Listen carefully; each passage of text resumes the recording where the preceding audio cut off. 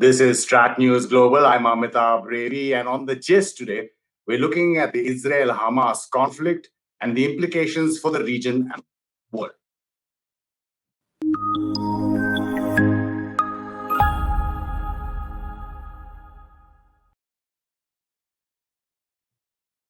Joining us from Tel Aviv is Ambassador Michael Oren.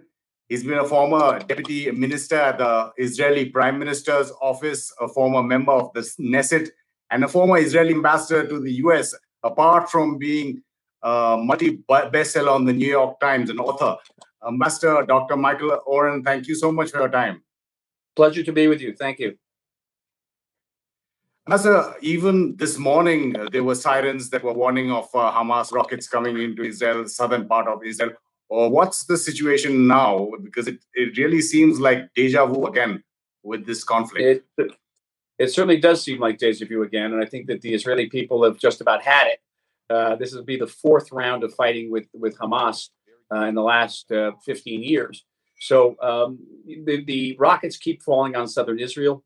About 4 million Israelis are under rocket fire. That's almost half the population. And Israeli forces keep on returning fire into Gaza, aiming at Hamas targets, particularly the tunnel system. Hamas has built hundreds of kilometers of tunnels under residential areas in Gaza. These are offensive tunnels. They're used for attacking us. We have to strike them. It's very difficult because there are people living in the buildings above the tunnels. Right, Ambassador, talking about the rockets from Hamas, from the West Bank, from Gaza, I beg your pardon. Does Israel see any let up in the intensity or the number over the last few days? No, on the contrary. So over 3,000 rockets have been fired at us the last 10 days. That's more rockets that were fired in the almost 4 weeks of fighting in 2014. So it's been very intense. It actually started off with a barrage of rockets at Jerusalem. It continued with rockets at Tel Aviv, literally over my house. What you're seeing the picture on your screen, I saw out of my window, and continues now with very heavy shelling in the southern half of the country.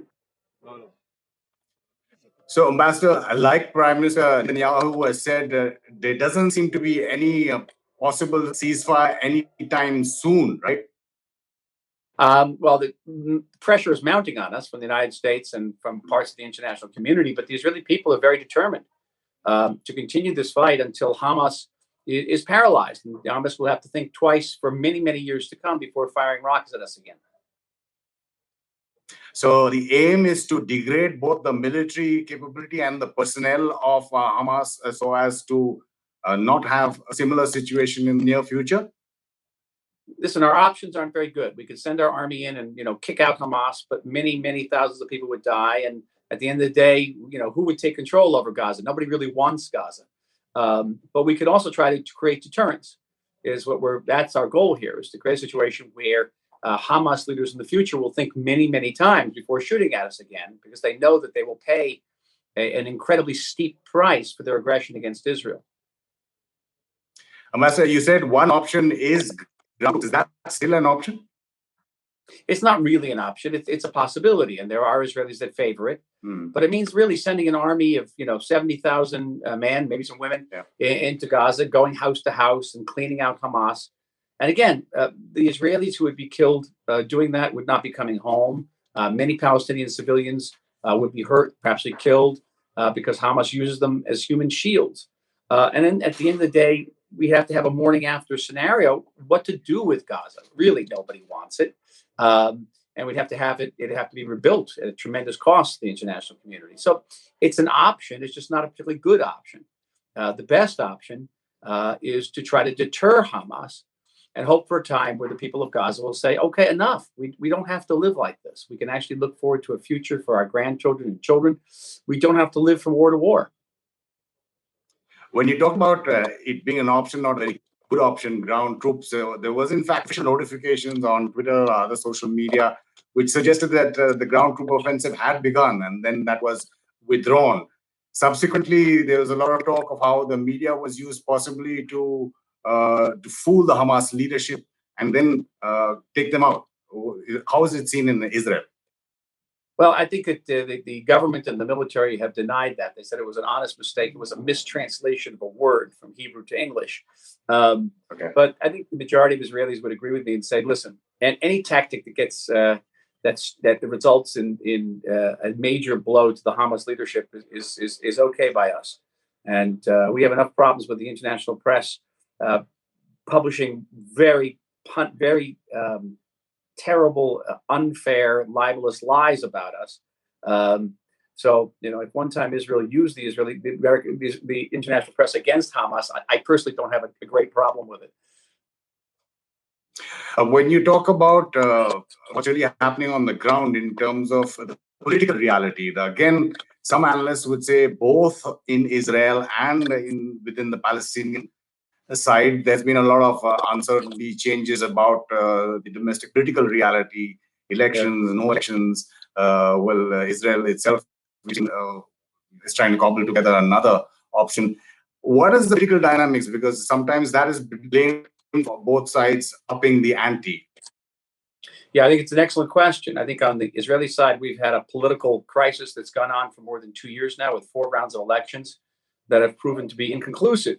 It's basically two camps. It's not right and left. It's the pro-Netanyahu camp and the anti-Netanyahu camp, and they're kind of deadlocked. And we may be going to a 5th election coming up shortly. And that the political instability in Israel, I think, serves to provoke Hamas. There's people in Hamas who think, Israelis can't make quick decisions right now. It'd be a good time to strike them. It was a mistake, because we actually can make the decisions, even in the absence of a stable government. But I think it might have served to maybe incentivize Hamas. On the Palestinian side, the situation is actually far worse. Mahmoud Abbas is the president of the Palestinian Authority. He is now entering the 16th year of his 4-year term. He won't stand for re-election, because he knows if he stands for re-election, Hamas would win. So he has once again delayed the elections. Hamas has said, listen, we're not going to put up with this time. So we're going to build up our prestige, not by shooting at Abbas. We're going to build up our prestige by shooting at Israel. And that's how this war started, with Hamas shooting at Israel because of the Palestinian elections. And we're not going to play that game. We're going to respond and defend ourselves. But at the end of the day, Palestinian politics remain in shambles. And I think the big loser of this fight, the very big loser, will be Mahmoud Abbas himself. Again, when you're talking about pro and anti-Bibi or Netanyahu political forces in Israel, one of the from a situation like this would be Netanyahu, right? Like if the opposition or the other parties cannot come together to form a government, he would probably stay on as prime minister for the next few months, maybe up to 6 months, and a 5th election will be called. That's correct. That's correct. I mean, there's even conspiracy theories that say here that claim that Bibi actually wanted this crisis. I don't believe them, but the theory is out there. It looks like, irrespective of whether he was behind the crisis or not, and again, I don't think he was, he has benefited from it. The anti-Bibi camp could only put together a coalition together with the support of Arab parties. And those Arab parties have been supportive of Hamas. And so they couldn't put together the coalition. And so that looks like we go to a 5th round of election, and Netanyahu remains prime minister. So he actually comes out ahead. And again, as you were talking about Mahmoud Abbas and the Palestinian leadership, the only, at least in the present situation on that side, seems to be Hamas, who's coming out stronger. I'm sorry, you broke up. I couldn't hear the question. I was just saying, on the other side, on the Palestinian side, what's happening, the conflict, the war only seems to strengthen Hamas. It does, certainly, because Hamas comes across as portrays itself as the Palestinian group that is standing up to Israel, that's fighting for Israel, that's suffering for the Palestinian cause. It's true, and it's one of the ironies of this, that the more Hamas goes to war, the more Hamas makes the Palestinian people suffer, the stronger Hamas becomes. And is it also maybe more worrying of what's happening inside Israel, and apart from rockets being fired and Israeli airstrikes in Gaza, the clashes that are happening within Israel, between Israeli citizens, whether it's Israeli Arabs and the right-wing Jews? Well, that was last week. There was violence in Israeli cities, particularly in the poor neighborhoods of Israeli city, between poor Arab youths and poor Jewish youths. Very shocking to Israelis. As a matter of fact, Israelis were more shocked by that violence than they were by the Hamas rockets. Hamas rockets we can deal with and we're used to. We're not used to that kind of riots. We've never had anything like it before. And I think it's been a wake-up call for us that we have to address the underlying issues, whether it be discrimination, the lack of opportunity, lack of education. We just can't sort of ignore the root causes of those disturbances. And what about the long-term underlying the problems between Israel and Palestine? I mean, there could be any solution to that? Well, not in the near future, right? Right now, the Palestinians don't even have a leadership, and we don't have a government. Mm-hmm. So that's going to be a big problem. And I think that the Biden administration in the United States doesn't want to get involved in that. They saw that the Obama administration spent many years and much energy trying to move the peace process forward and didn't succeed at all, zero. And I think they have other things to worry about. I think they're thinking about China, they're thinking about Russia, thinking about climate change. They're talking about domestic issues like unemployment in the United States. They don't want to get involved in our issues so fast. But do you think that domestic lobbies within the United States will push the Biden administration to get more involved? I mean, they sent in Ami Haider, or Deputy Assistant Secretary, I think. There have been talks between Blinken and Netanyahu, or between the defense minister and other ministers. Do you think the Americans will let this play out in terms of how Israel wants to destroy Hamas leadership or degrade it, and ultimately have to spend to at least de-escalate and come to a ceasefire arrangement? I'm sure that the pressure from the United States will mount in the coming days. I'm sure it's mounting now. At the end of the day, though, Israel is a sovereign country, and we have withstood pressure before for doing a lot of things. So it's not just about what America wants; it's what Israel needs. And we are, of course, appreciative of the support we received from the Biden administration, both in the public arena and in the diplomatic arena in the UN. But at the end of the day, we have to defend our citizens. You talked about America being distracted with other issues, including China. Well, China is taking a very proactive stance in the United Nations Security Council. They've even offered to host talks between both sides in Beijing. How do you see China's role in putting the Arab countries together, or anybody who's opposing Israel? Well, I think we have a good relationship with China. We have a complex relationship with China. A very, very strong commercial relationship, but China does not usually support us in the UN and other international forums. And China is becoming very rapidly a major player in the Middle East. It's building ports around the region. It's involved in construction projects in Israel, in the Arab world, in the Persian Gulf. So China is going to wants its voice to be heard more in the Middle East. And frankly, we'll all have no choice but.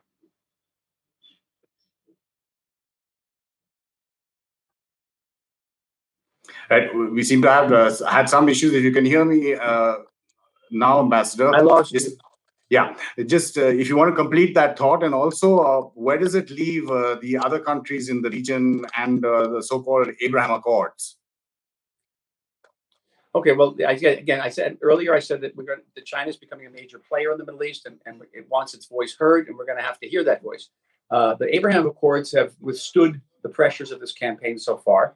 I think that they will continue to evolve, to strengthen. Other countries will join those accords, particularly as Iran continues to gain power in the region.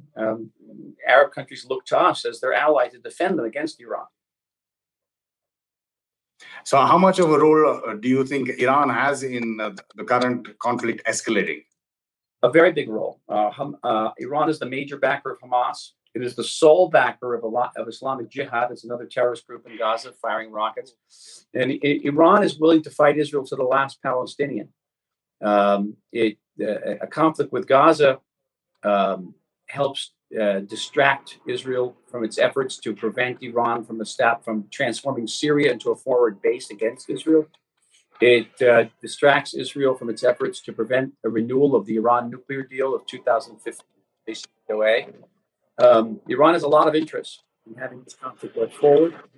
And when Israeli decision makers discuss how we go forward, we take into consideration that we don't want to play into Iran's hands. We don't want to play Iran's game. Ambassador, when you envoy to the US, I think you had a role to play in getting equipment for the Iron Dome, and we're seeing pictures of that. Explain to us, the success rate, I believe, is above 90% in getting rockets that are incoming, but that still leaves 10 out of every 100 rockets to hit Israel.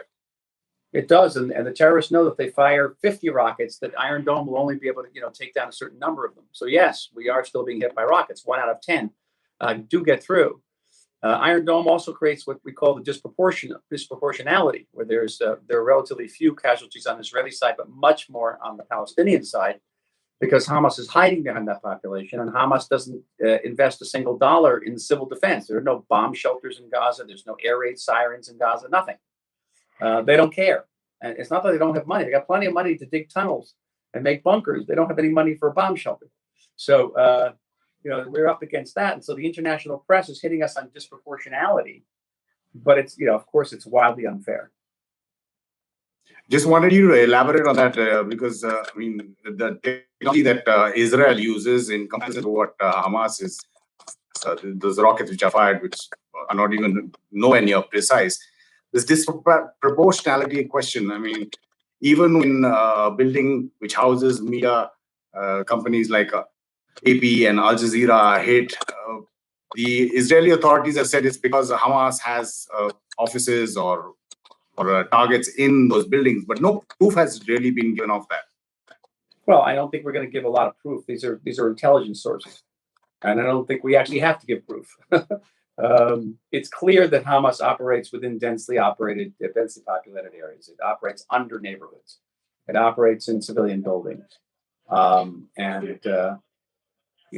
As far as I'm concerned, I'm not a spokesman for the Israeli government anymore, but Sure. If there are casualties in Gaza, on the civilian side, that's Hamas bears responsibility for this. They're using those civilians as human shields.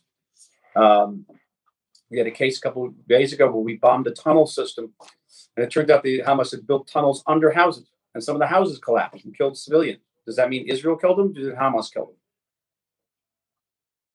You talked about China, Ambassador. How do you see India? Because India, not only in the region, but with Saudi Arabia and Iran, India has been able to have relations with both sides in conflicts. We had an open statement given by our permanent representative in the United Nations, Ambassador Tirumurti, which is again looking at both sides. How do you see India's foreign policy in this whole conflict? Well, we appreciate India's friendship very much. It's an extremely important country and friend for us. And of course, we'd like to see a greater degree of understanding of our situation here. We're dealing with Islamic extremists here who are conducting jihad, who want to wipe us off the map. Hamas is not a peace organization. And I know that India, too, has been the target of Islamic extremist attacks and knows what it feels like. So, we appreciate the friendship, and we hope for a deeper understanding of our predicament here. In fact, one Indian origin person working in Israel, Soumya Santosh, was also killed. Her body, unfortunately, was brought back to the country. Yes. You wanted to say something? Yes, go ahead. An Indian national was killed here. One of the first, but in the first day of fighting, she was killed. She's an assistant to an elderly woman here was killed. So, all in all, Ambassador, when do you see a situation reaching some kind of at least both sides not hitting each other with rockets and precision airstrikes or otherwise? Maybe tomorrow, but I would be skeptical. Maybe tomorrow. Depends on what happens today. Depends if Hamas eases up on the rocket fire. It hasn't. I think Israel also wants to achieve certain objectives, and it's important that we do that. I want to tell you very carefully, the Israeli public does not want a ceasefire. That's not understood enough in the world. The Israeli public does not want a ceasefire, overwhelmingly. We've had it. We're sick of this. And we want our army to create a situation where Hamas, again, will think many, many times before doing this again. Ambassador Michael Oren, absolutely appreciate your time and your perspective. Thank you for giving us the time on StratNews Global.